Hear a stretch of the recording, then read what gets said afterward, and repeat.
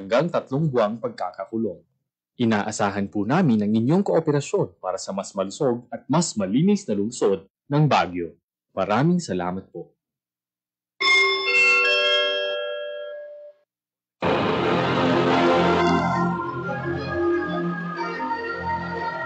Sa Radyo Pilipinas, kayo ang number 1.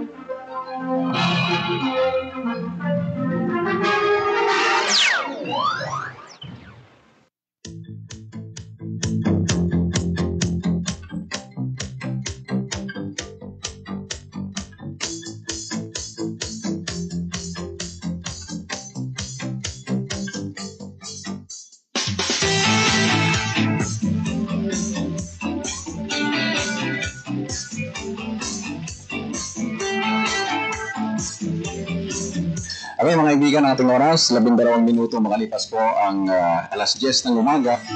Magandang umaga sa inyo lahat mga kaibigan at ngayon po ay Martes Day, ano? Oo, so sigurado bukas Wednesday, ano? Okay. Tuesday, September 23. Oo. Ay, Wednesday. Nandito ba ako sa stasyon? Oo.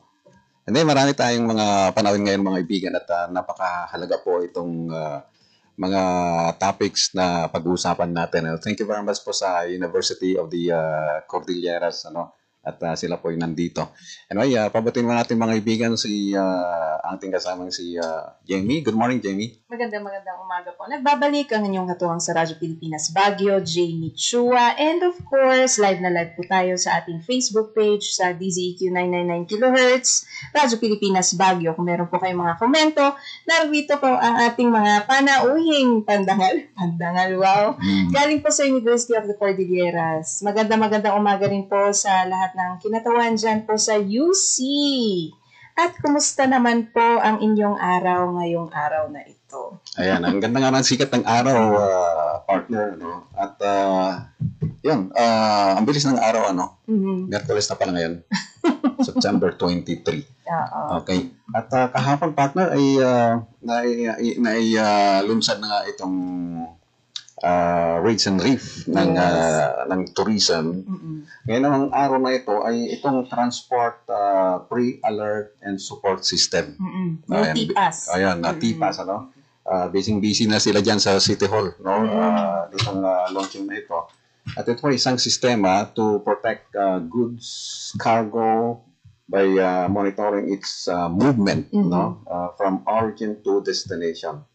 Ito ay isang hakbang pa rin para ma-preventa natin yung spread ng coronavirus. Pati transport. Oo, pati transport. Pati cargo. Lahat yan. Oo. Monitor na lahat ng ito. No? Hindi lang tao eh. Pati packages. Lahat na yan. Kaya nga eh. So, ganyang katindi mga kaibigan. At sabi nga nila ay kailangan mabuhay tayo sa ilalim nitong pandemic na ito. Or else ay walang mangyayari, no? Oo, kasama ang director.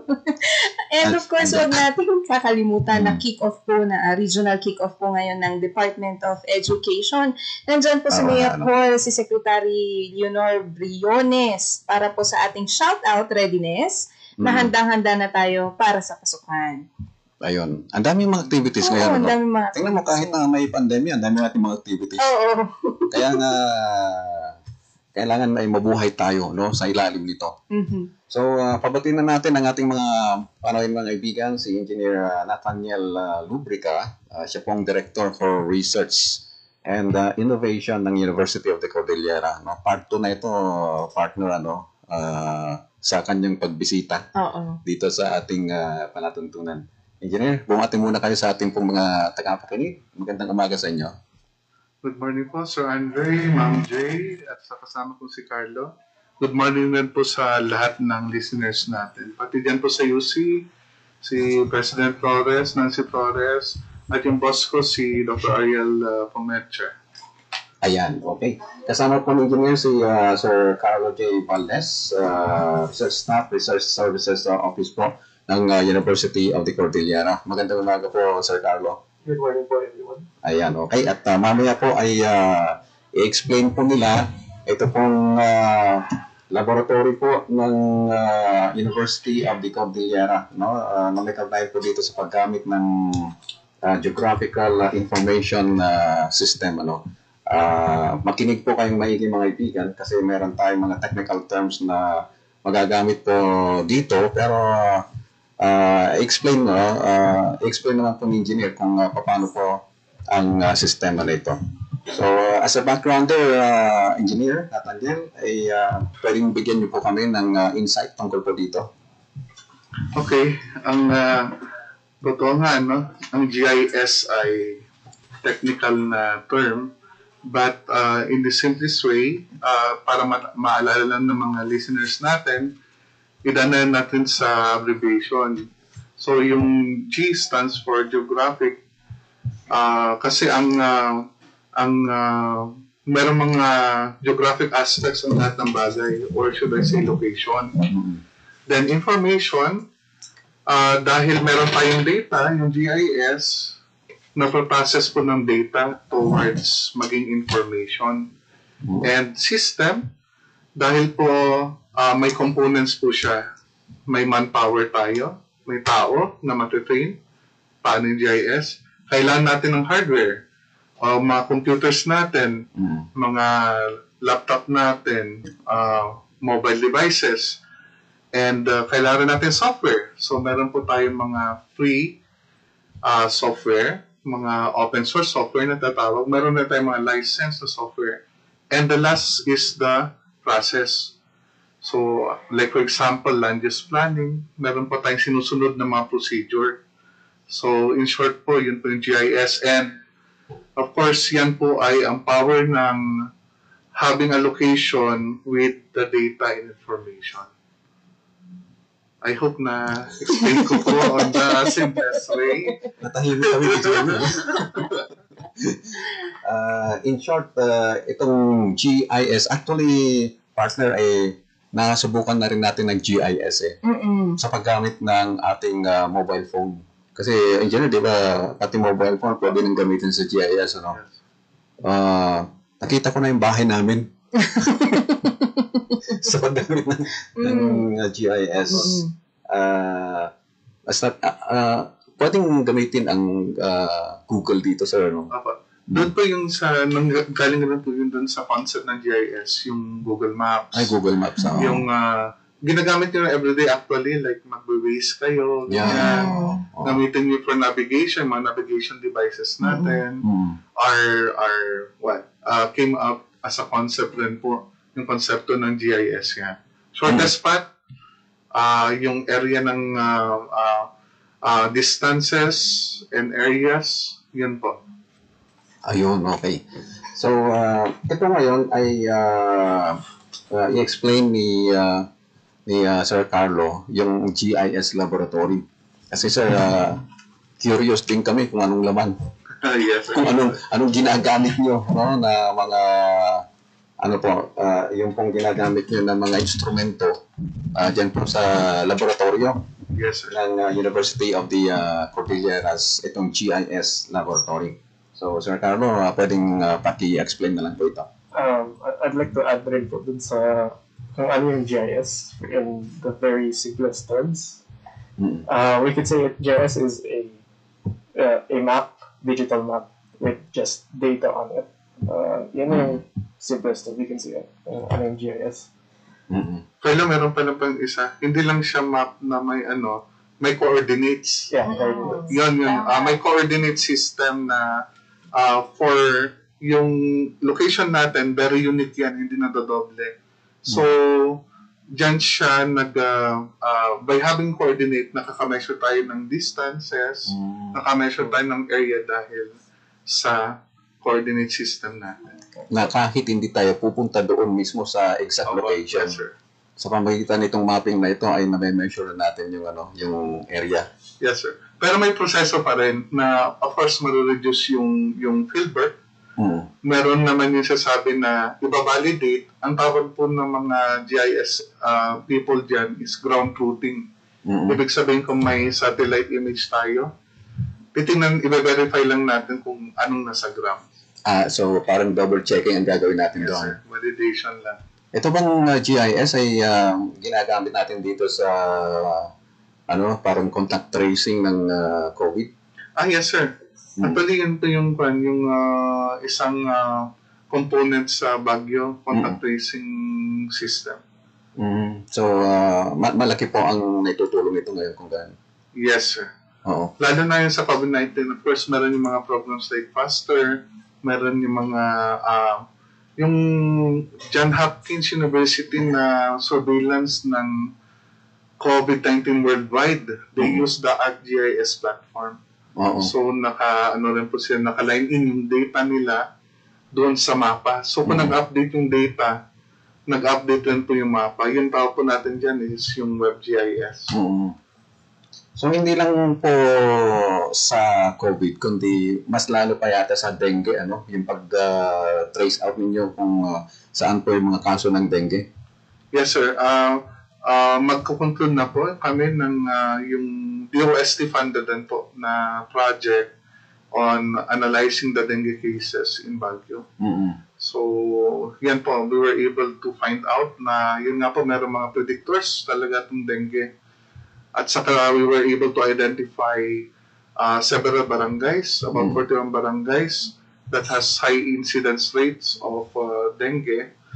At the same time, we analyze it across yun nga po yung socio-demographic factors like yung population density, yung kung ilan yung male, female. Then we have physical attributes like yun nga po, yung presence of water. Meron rin po yung structures, yung built-up areas. In the end po yung may tatlong parameters po kami nakita as strong indicators, which includes yung nga po yung land surface temperature. Meron yung built-up areas. At saka yung isa is yung Kyla? Built-up areas, land surface temperature, then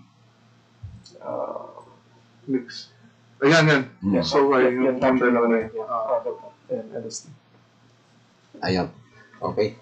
Isang aspeto lang po yung mga ibigan, no? Doon po sa pagtuklas po ng mga kaso ng dengue dito po sa Baguio kasi meron na po silang research na ginawa dito. Balikan natin muna sir si Sir Carlo kung ano po yung description po ninyo sa laboratory, GIS laboratory po ng UC. Yes. So we've already gone through the meaning of GIS. So yung GIS InnoLab naman is our Geographic Information System Innovation Laboratory, or for short GIS InnoLab. It's our laboratory that primarily focuses on GIS collaboration with different research, education, and other what you call that again? Other formats and other disciplines. Disciplines. So you can use any discipline actually with GIS technology. You just have to integrate it with location data with those disciplines. Pag meron pong mamamasyal dyan sa laboratory po ninyo, saan located dyan sa UC? It's at our Ligarda campus. Ligarda campus. Oo. Anong first floor, second floor? So bottom floor po. Yung stairs lang na po baba. Nandun na po yung laboratory. In front of yung meron kami rin yung technology business incubation center called the UCIANS. DOST funded rin po ito for technopreneurship. At saka yung yung promotion ng commercialization ng technologies. So next year, we have also the NICER project na we're looking forward to that, yung Project Bundo, the Mountain Engineering Center will be located in UC as well. So siguro makakatabi po yung mga laboratories na to in UC. So siguro sir, tingnan na po natin kasi itong ginagawa niyong mga researches ay hindi lang po kumbaga gagamitin po ng UC ito, kundi gusto po ninyong makatulong particularly sa mga local government units para magamit po nila itong mga researches and innovations na nagmumula po dyan sa University of the Cordilleras. So, Engineer, pwedeng Yes, sir. explain po yung programa ninyo. It started with yun nga po yung partnership ng UC with DILG. So, meron mga programs yung DILG called Citizen Satisfaction Index Survey na ang UC po ay co-implementer sa mga LGUs. At saka po part rin ng regional assessment team ang UC dun sa Seal for Good Local Governance. So, by yung partnering with DILG and yung assessing these LGUs, nakita po namin yung mga gaps na pwedeng tumulong yung UC.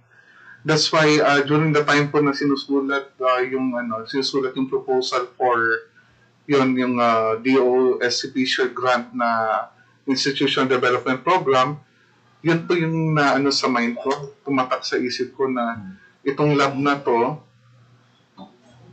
isang major area is to have LGUs in land use planning. That's why po yun po yung naging niche na sinasabi ng DOST wherein maging unique po yung GIS lab. And aside from that, of course, yung UC po talagang na-advocate niya yung use ng GIS across all disciplines. So coupled with that, yun po yung sa area rin ng public safety kasi criminology ang criminology program namin ay Center of Excellence and number 1 po sa Philippines.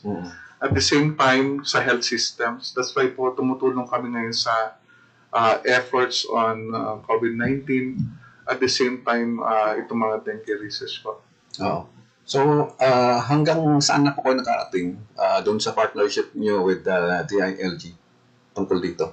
Hanggang ngayon po ay partner pa rin po sa DILG. In fact po, katatapos po namin yung 2 weeks training. Just imagine po 2 weeks training on water and sanitation. Ganun po ka-deep ang partnership namin sa kanila. Sa water and sanitation naman po ay isang programa ng DILG wherein we capacitate the local government units in terms of, yun nga po, on aspects of water resource management towards these communities na waterless nga. And of course, in sanitation.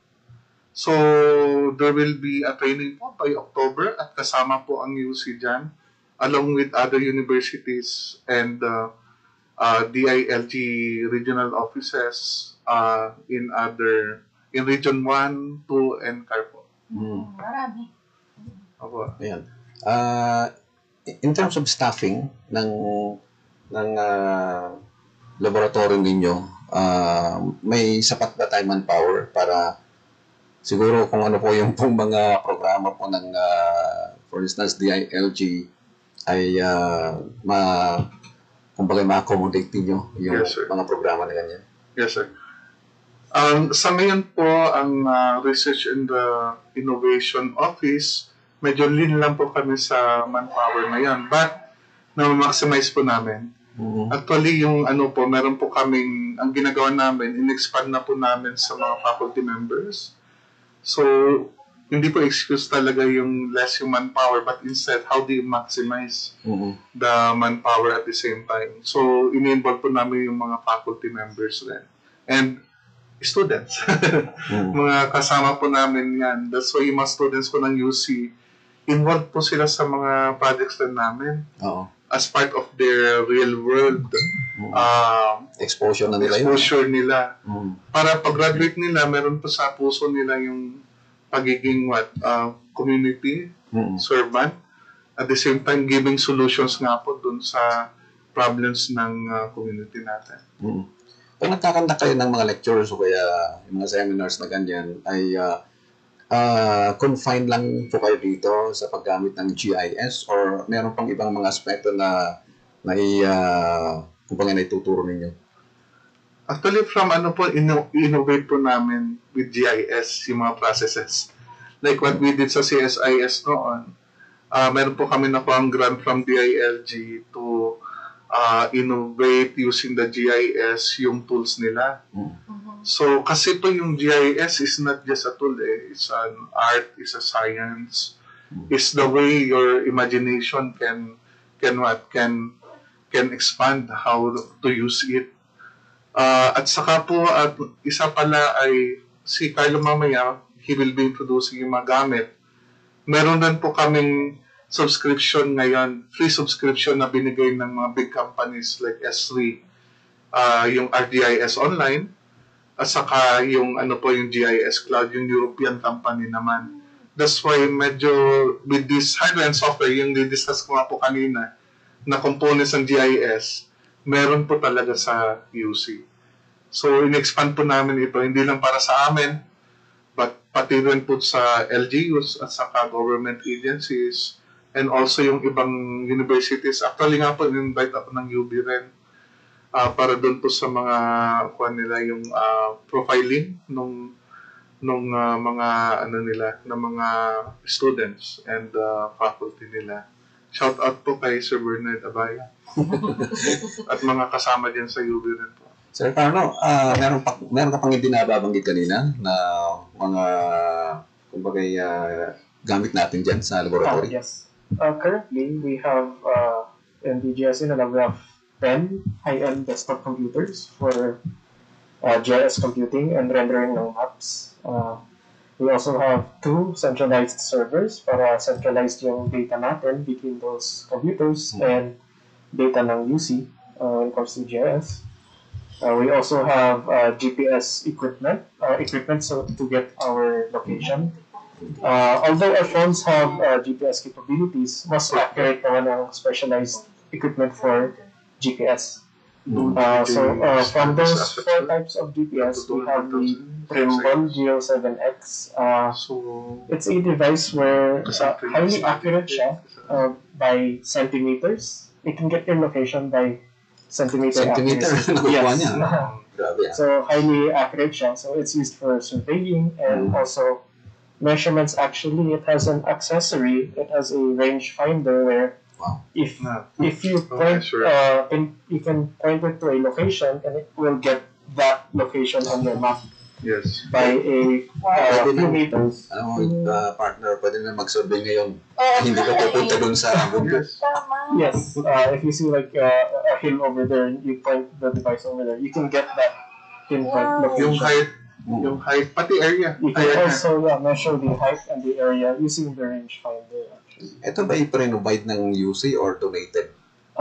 This is funded by T-shirt? DOST T-shirt under yun nga pa yung IDP, Institutional Development Program grant. So far po sa CAR, 2 lang po nakakuha dyan so far. Yung plasma lab ng UP Baguio at saka yung GIS lab ng UC. So parang ini-expand, we are helping also other universities in their IDPs. Sharing na sinishare rin po namin kung paano na they can be, dapat unique po kasi IDP mo na hindi maulit sa Pilipinas. Na meron kang niche na sinasabi sa ng DOST and yung yung strength ng university. So, ganun po. That's how we got the grant. And ito yung InnoLab, Innovation Lab. 5 million on equipment. Bibili po lahat yan ng equipment para magamit for research and at the same time education din. Sir Jay. Yes. Was this on a proposal basis by the university for funding sa DOST T-shirt? Yeah. It underwent also the process. So kung po, meron po tayong mga listeners dyan from HEIs or SUCs. Nandito po kami para tumulong dyan sa mga sa proposal writing at i-link po kayo dun sa IDP personnel.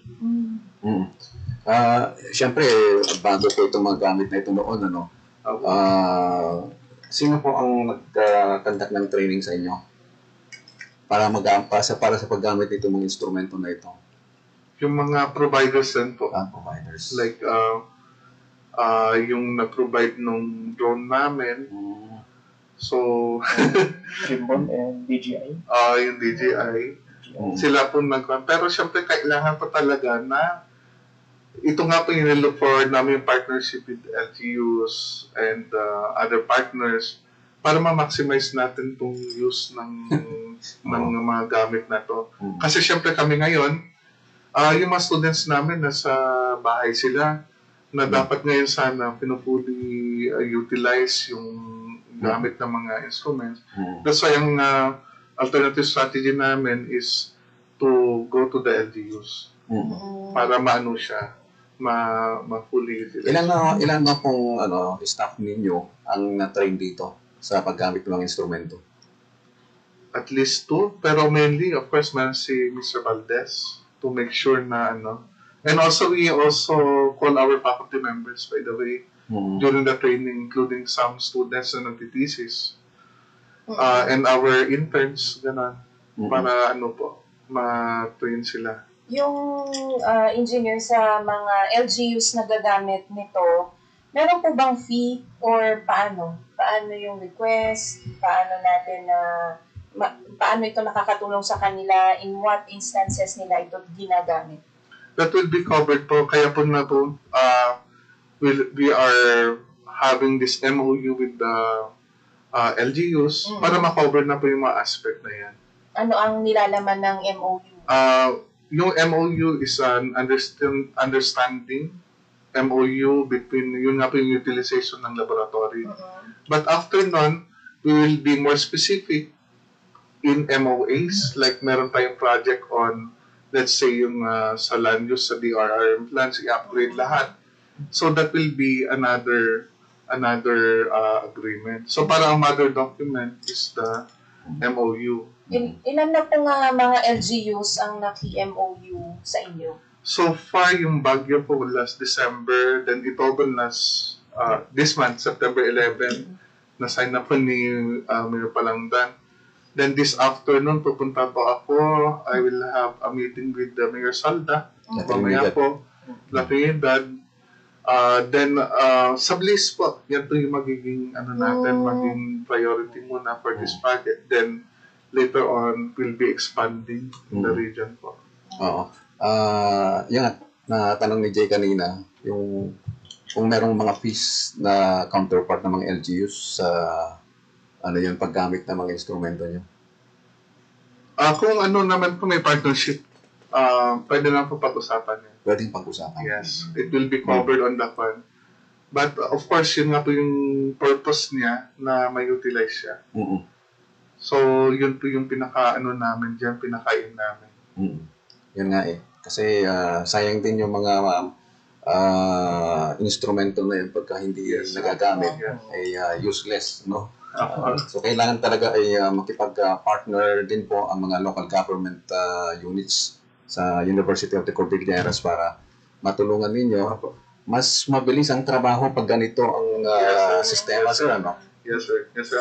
Sir, hindi po namin pala nasabi na we are already exploring a partnership with ASTI.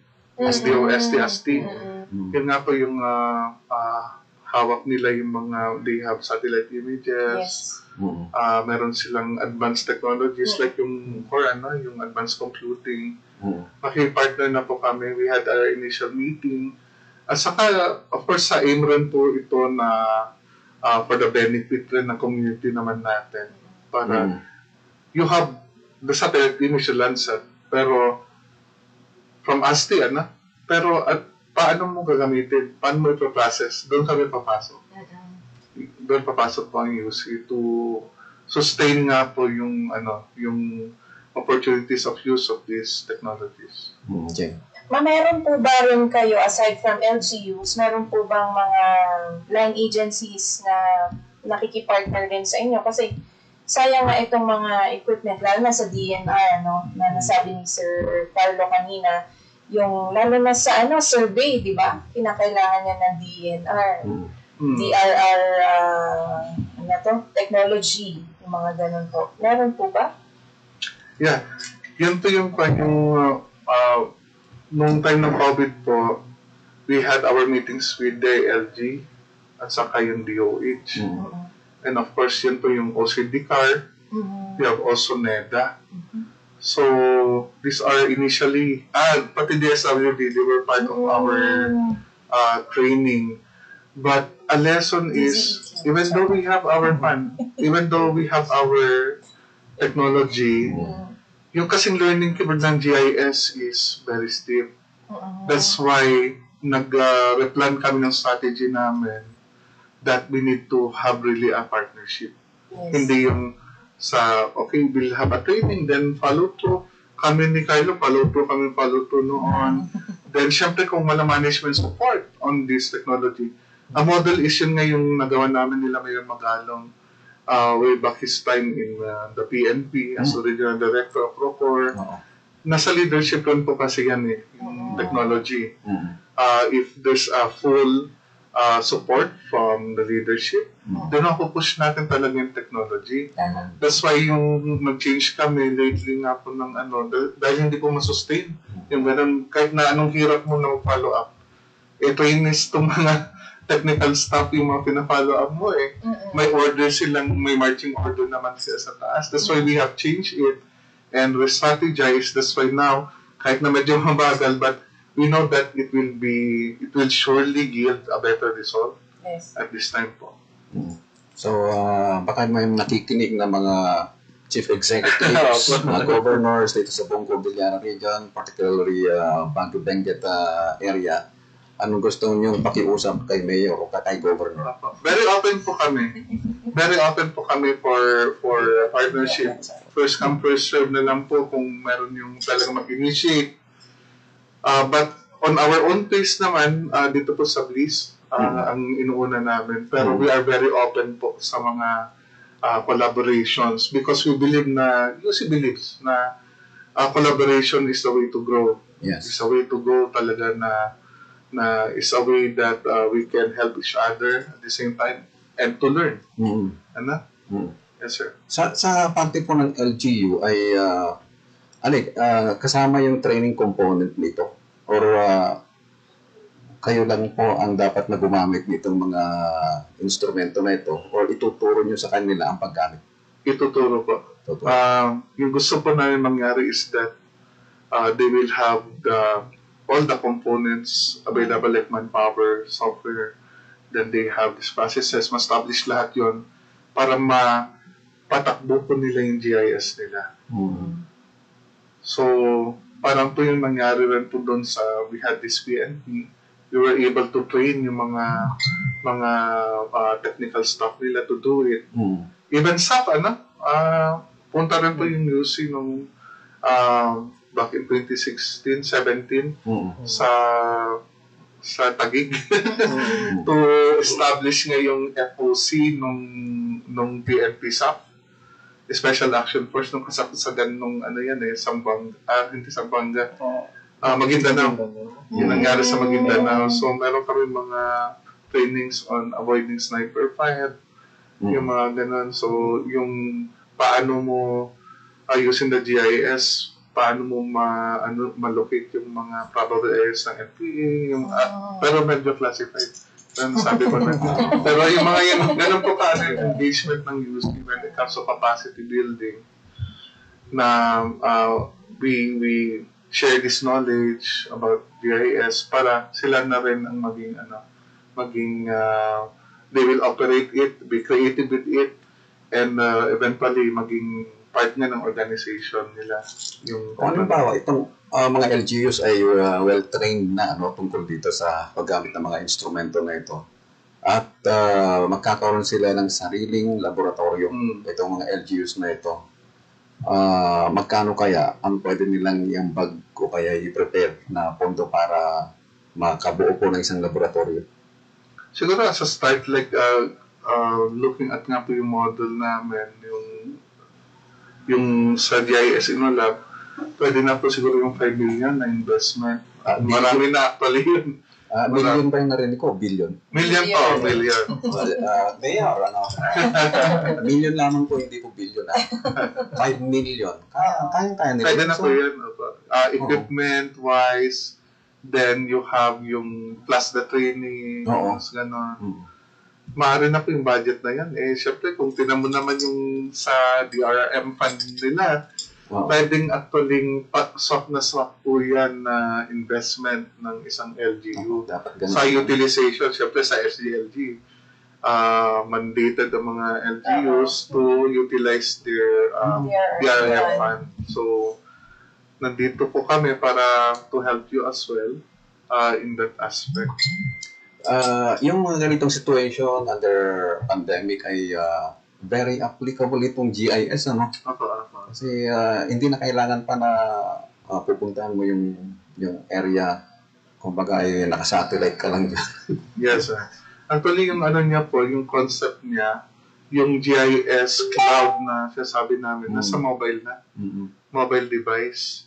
So, kung yung mga reporters natin ay mga contact tracers and so on, meron na yung survey form mismo sa device, sa cellphone nila.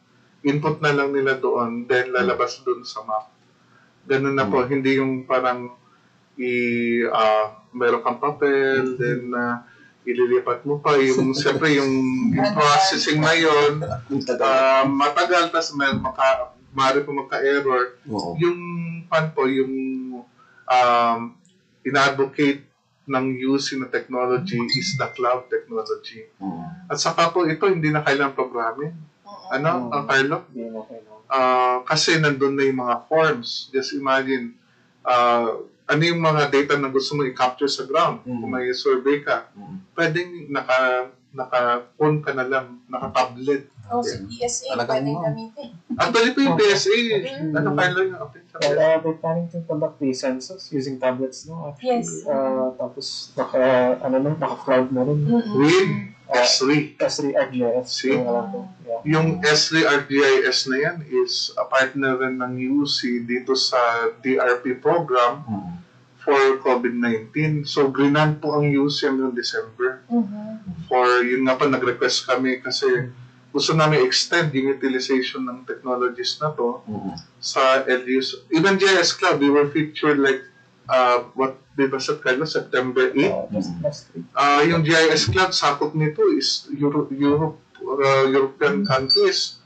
Then, finiture nila yung ginagawa ng UC about these initiatives nga po to help not just for COVID-19 but also on the aspects of disaster risk management, dengue, yung land surface temperature. Ang daming pagkagamitan talaga, no? Yes, sir. So, kanina nabuksan natin yung tungkol dito sa dengue, sir, ano?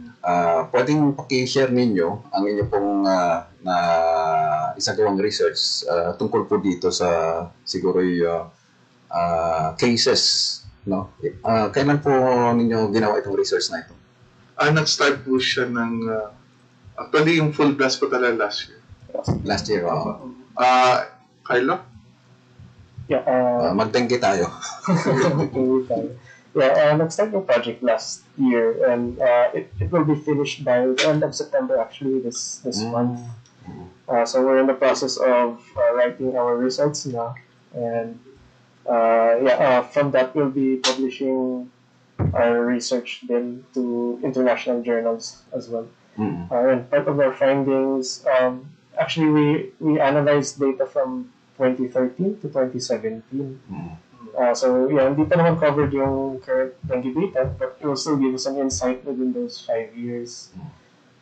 So we've created dengue clusters of dengue cases and dengue incidences. So at the moment, there are high clusters, mostly at the west side of Baguio City, that covers Irisan, Asin, to Yung mga nabi, ano? Diyan sa inyo, Irisan. Yes, actually Irisan has the highest number of cases, but what we found out was Asin yung may significance when it comes to the clustering ng dengue cases over there. Sa Asin Barangay. Yes. There's something there. So that's one. There's also another cluster in the CBD area, around Kalibingan, Azco, around those areas. There's a cluster over there of dengue cases. Diyan sa market siguro. Yes, the market area is one of the significant areas actually. Kayo dyan sa Zamora, dyan sa Burgos. Sir Carlo, you've been tracking the database ever since so 5 years? Yes. We got the data from Baguio City Health Baguio Services City Health Office. Okay. Office. And have you seen any significance sa mga changes noon hanggang ngayon? Nag-increase ba? Nag-decrease ba? Mas dumami ngayon? Or saan? Ano yung pinakamaraming year? The highest was the year 2016. That was then biglang skyrocket ang dengue cases actually. And I believe those are one of the years na talagang maulan actually. Very humid yung year na yun. But comparing to 2017 to 2020, medyo bumaba naman yung cases ng dengue. Jay, we are advocating na po yung study namin na to other LGUs as well. Because like COVID-19, we had the COVID-19 pandemic. Just imagine kung merong, how do you call that? Anong term doon? Merong proliferation ng cases ng dengue. Clustering. Or meron silang tawag sa yung parang biglang kakalat. It will worsen our situation. Parang epidemic. Biglang epidemic or kakalat, sir, in ang barangay. Yun po yung iniwasan natin. That's why to complement nga po yung efforts on COVID-19, ina-advocate po namin itong study na to para maiwasan. That will be disastrous, kung biglang rarami. Meron yung time noon na napupuno yung hospitals natin ng mga dengue cases. Dami talaga. Ngayon, delikado na, very risky na pumunta sa mga hospitals ngayon. May dengue ka na, mamaya bigla ka pang ma-infect ng COVID. So, paano naman? Dalawang virus na yan. And we need to really mitigate na mangyari to. That's why, yun nga po, we're pushing for it to be also adapted in our program, yung resilience program nga po ng UC. Itong study na ito ay for Baguio City only, Apa. Oo, itong tungkol sa dengue. So, relate na po natin sa ating mga health officials yung result ng research po ninyo. Actually nga po, partner namin ang Baguio City Health Services Office to Dr. Donabel Tubera and also DOH is our partner in this project. And last September 7 po, we had that opportunity to present our study to Mayor Magalong, the department heads, at the same time, yun nga po yung mga councilors natin dito sa Baguio. And from there po, we have also, we turn over results like yun sa Project Bukit, yung mga land cover maps, yung mga satellite images, and also yung gagawin na po namin na next step for yung dengue po, will be having a policy brief. Para yun po kasi yung policy brief, it will be translated to, yung mga research results will be translated to policies for the council. With Dr. Tobera by, we have that activity by next week, by September 30. Pwedeng malaman yung naging recommendation po nyo dito? Yung recommendation po namin in line din po sa results, which is yun nga po yung lowering ng land surface temperature and measures like what materials to use, saan pwedeng mag urban gardening, yung mga yan. And of course, there's somehow may po sa building like we found out yung clustering ng yung mga buildings. May effect po yan sa sa isang predictor rin po yun ng dengue. As we observed in the barangays that we visited, yun nga po yung ng light, yung entry ng light sa mga spaces is not adequate. That's why it will somehow may recommendations po regarding nga po dyan sa natin, sa buildings. Parang magiging breeding ground ng mga mosquitoes in between buildings, lalo kapag umulan, basa, hindi po pumapasok ang sunlight, hindi po natutuyo yung hindi natutuyo, tama po. Tapos, yun nga po yung wind direction din ng isa. That's why kung merong maralaking buildings and so on, doon po when we did yung Project Bukit, na-understand po namin interplay between yung direction ng wind at saka yung land surface temperature.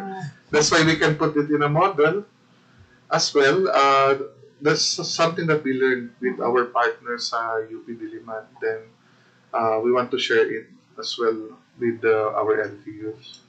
Ang ganda-ganda ng technologies, lalong-lalo na kung ito ay nagagamit talaga or fully utilized. Pero sa lahat ng teknolohiya, meron at merong limitasyon. Ano sa tingin mo, Sir Carlo, naman itong limitations nitong technology na nagagamit ninyo ngayon? So far, it's really just the utilization.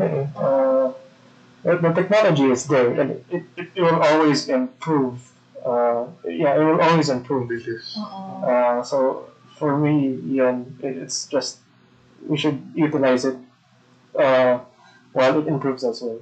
Ito po ba lahat ay internet-based? Kailangan ng connectivity or pwedeng walang signal? Or Now, they can all work offline actually.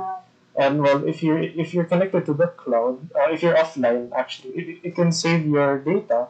Then once you're connected to the internet, it will automatically update your online database. Kaya yung kung gusto po mag-ano ng survey, basta related po sa COVID and demographic surveys, ganon, we offer our platform. Pwede nyo nang gawin na gagawan rin po namin kayo yung dashboard. So, as the data comes in, na-update yung dashboard na yun, parang dashboard ng sasakyan na makita mo na ito yung statistics. And it's ready. Wala pong dito. Walang yung complicated na development and so on. Ready to use na po, lock and load po itong mga software na to. Naka-focus tayo kanina sa local government units, no? Paano kung meron po mga private sector na kumbaga magre-request din sa inyo? We welcome all collaborations and partnerships. Meron na pong nakipag-partnership sa inyo? MOU with the private sector? So far, wala pa po. Wala pa. Wala pa. So bukas siguro mag-umpisa na rin. We're willing to help po yung mga rin natin. So may mga terms and conditions na rin po kayo dyan. Ang maganda doon sa dito sa UC, from the GIS lab, meron na po kami yung TBI in museums. That's why kung i-level up mo na yung research project na yan into commercialization, technology transfer, and so on, meron yung museums na nakabang. So parang parang factory na pupunta doon. Then, mako-commercialize mo, di ba? Mako-commercialize mo siya. Nandun na po yung assistance. Parang magiging one-stop shop na yan sa UC. Mag-enroll na kayo sa UC. Maraming mga nakaabang na opportunities sa inyo. Included po yung mga students sa programs namin. That's why we have internship ngayon. We're handling interns also every year. Yan po yung mga values na pinapasok namin na actually si Carla was my top intern back in 2013. Kaya yan, kasama ko yan na nag-GIS nung bata pa rin naman siya ngayon. We had the Buwet Project, we had the CSIS, yung mga training sumasama yan. Eventually siya naging lead trainer na. Anong course ang ginawa nyo nun, Sir Carlo? Computer science. Computer science. Oo. Batch 2 yan, back in 2013. So hanggang sa na-upgrade na po yung knowledge nyo. Yes. Ganun po yung mga yung mga interns rin namin, tuturuan namin sila ng technology. Then, that eventually, yung nga po yung lead rin sa GIS Express, medyo lumalaki na eh. Meron naghanap na mga GIS analysts, GIS operators. That's why yung UC po, inaano namin yung program namin so that maging ready po yung mga In fact po, sa engineering program namin, like sa civil, meron yung mga nagtitesis on GIS. In-employ sila ng mga companies on hydrology. As mga LGUs, because of their background, pati mga criminology namin, they have crash courses on crime analysis. Ang GIS kasi ng UC po, it cuts across discipline. Of course, other institutions in the Philippines, may GIS sila, but dito lang sa GIS ay applicable GIS sa for lahat. all. Ganun po yung pan namin, yung concept namin ng innovation lab. Hindi naman pwedeng gumawa ng isang kurso na dito talaga nakatutok. Oo. Yes, sir. Pwede kayang gano'n, sir? Na magkaroon ng Meron pa. May plan na gano'n na to open yung with the lab, lalo na meron yung laboratory. Yung dream nga po na matagal na, alam ni Carla yan, yung BSGIS offering. But what we plan to do is to implement it across courses. Meron na silang mga GIS subject. GIS for marketing, gano'n, GIS for, yun po yung dream namin. But eventually, we believe that malapit na po mangyari. So dito sa North Luzon area, UC pa lang ang meron ganitong kumbagay laboratory. Apa. Yung GIS lab talaga na GIS lab.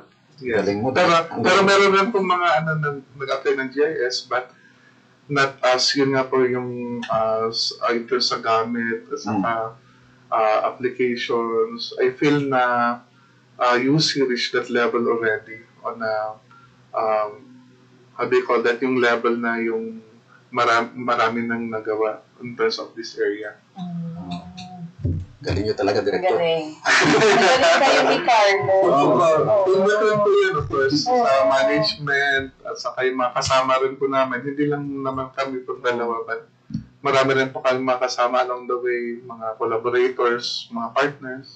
Hopefully, nakatulong din kami dito sa Radyo Pilipinas sa pag-explain nitong GIS laboratory po, INLAB, ng University of the Cordilleras. Yes, sir. So, marami pa kong mga instances na magkakaugnayan po tayo, Director, dito po sa programa natin para siguro yung mga target beneficiaries natin sa mga programa ninyo ay maabot natin. Apa.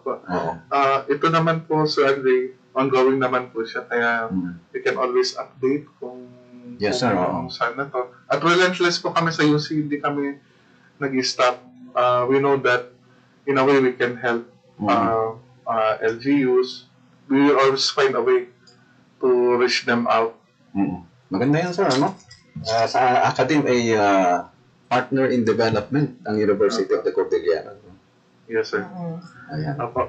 Thank you very much, sir, sa inyong oras at pag-explain nito pong topic natin ngayon. At kapag meron na po tayong mga updates, ay pusinahan ng po kami dito sa Pilipinas at mag-info dissemination tayo ulit. So, Andre, Ma'am Jay, thank you very much also sa DCEQ. Thank you very much for this opportunity po. Thank you po. Okay. Thank you din for inviting us. Very humble natin mga panahon na partner. Thank you very much. Engineer Nathaniel Lubrica, siya po ang Director for Research and Innovation ng University of the Cordilleras. At si Sir Carlo J. Valdez, Research Services Office ng University of the Cordillera. So, yan, partner, ang naging laman ng ating programa. Oo. Napaka-interesting ito, no? At of course, sa mga LGUs dyan, mga line agencies, mga private firms, naririto po ang UC para po sa kanilang INOLAB. Meron po sila mga services na swak po na makakatulong para sa inyo, lalong-lalo na sa ating komunidad, ano? Magandang umaga po kay Sir Sammy Francisco, Bernard Banta, Miss Tina Kita, Robert Basco, Mary Baroy, Dr. Edna Chua, Dexy Katakutan dyan po sa DOST Kalinga, Miss Chodora Benos sa Region 5 sa Albay po, Director Tom Briñas ng DOST, Betsy Rivera, Leonita Dalingay, and of course, Ma'am Martina Orario. At ito po ang inyong katuwang sa Radyo Pilipinas na nagsasabing, ingat po lagi, believe in science, it works. Jamie Chua po. Ayan. Sa ngalan po ng ating mga kasamahan sa Technical, si Bobby Panelo at June Marquez. Ako naman po si Andre Amadeo.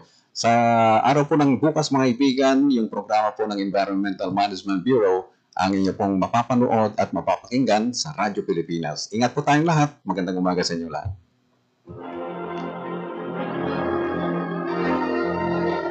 Sa Radyo Pilipinas, kayo ang number one.